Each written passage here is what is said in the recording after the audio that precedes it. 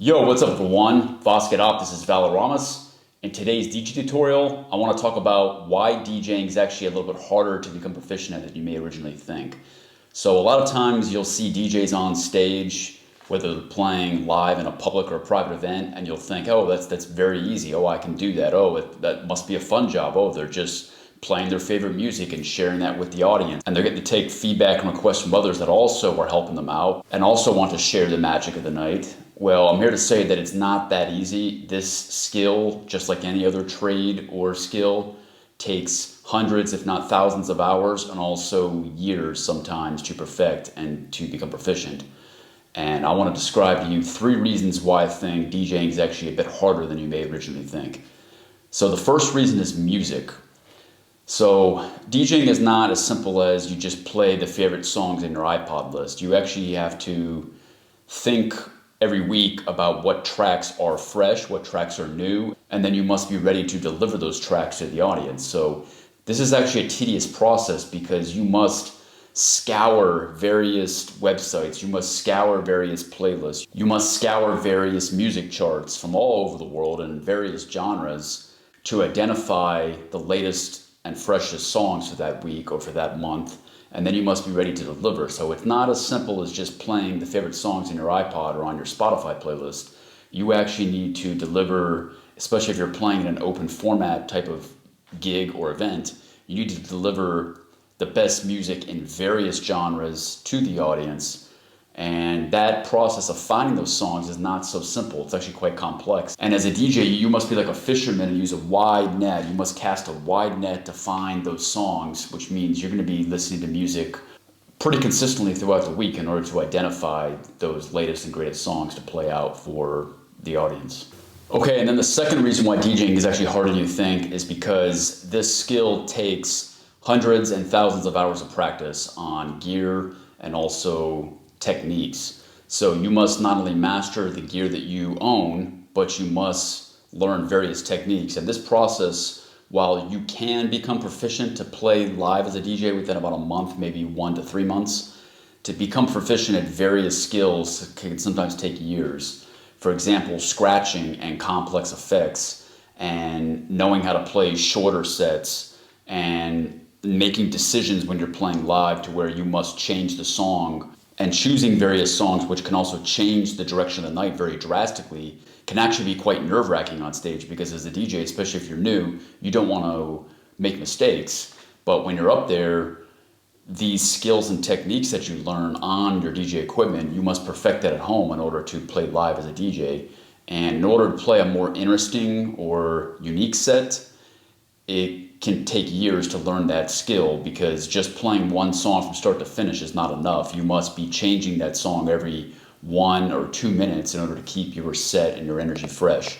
So learning these various skills, whether it's scratching or whether it's complex sound color, beat, and release effects, and knowing how to change the song every minute to 2 minutes and finding unique and creative ways to mix in and out of tracks, that's not a skill that you can learn in 1 or even 3 months. That will take you at least a year, in my opinion. And you may actually have to play a 100 gigs live in order to develop these skills to read the crowd, analyze the crowd, and to determine the direction of the night. So in my opinion, techniques and gear are complex because you are not only learning the techniques, which can be applicable to any gear, but you must master your gear. And if your gear ever breaks down, you have to switch gear and you have to switch, say, a DJ software, that will take more time as well. For example, when I switched from Serato to Rekordbox, that set me back about 6 months because I had to learn an entirely new software with entirely new features. Yeah, there was a lot of overlap and there's a lot of similarities, but just like in any field or any skill or trade, if you change the equipment that you use, you are also going to have to learn and become accustomed to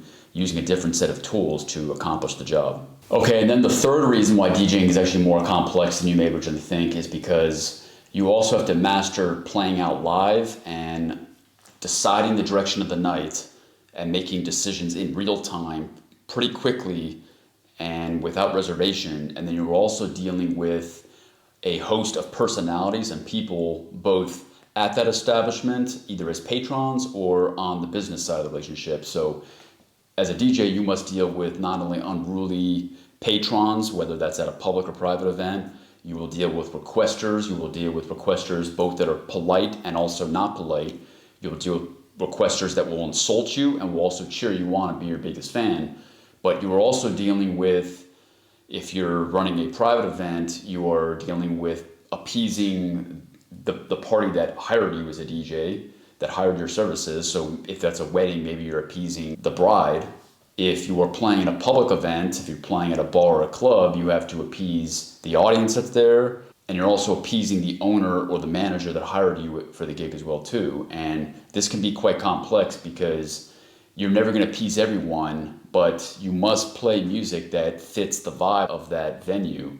And determining the direction of the night as a DJ is a very critical role that you have, because if you play the wrong song at the wrong time, you can kill the vibe of the dance floor, you can kill the vibe of the night, and then you as the DJ are blamed.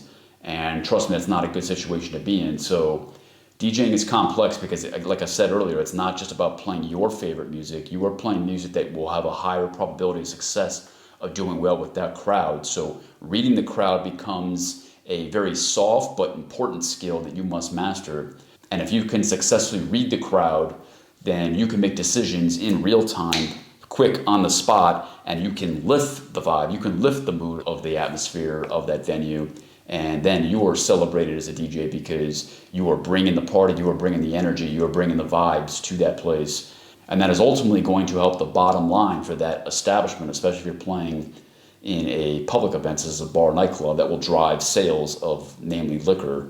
Okay, so there you have it. That's my 3 reasons why I believe that DJing is actually more complex than you may have originally thought, and that is because of music. You must always find the latest and greatest music.